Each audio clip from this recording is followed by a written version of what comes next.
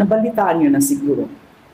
Naimbitahan ako maging parte ng prosecution panel para sa impeachment trial ni VP Sara Duterte. Pumayag ako. Kasi di ba, ang pangako ko sa inyo, kahit anong mangyari, lagi akong maninindigan para sa hustisya.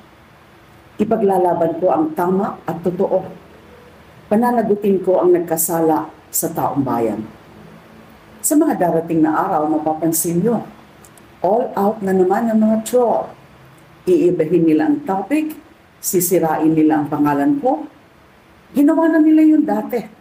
Pero kahit anong pilit nila, lumabas pa rin ang totoo. Ngayon, pwede ba ako mag-request sa inyo? Pag may nakita kayong mga fake news tungkol sa akin o tungkol sa kahit sinong kakampi natin sa pagsusulong ng hustisya, i-report nyo agad. Huwag nyo nang patulan. Gumawa na lang kayo ng sarili niyong post tungkol sa mga ipinaglalaban natin.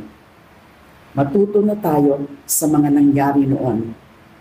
Huwag na nating hayaang may makumbinsi pa sila. Yun lang muna. Kita-kits sa impeachment trial.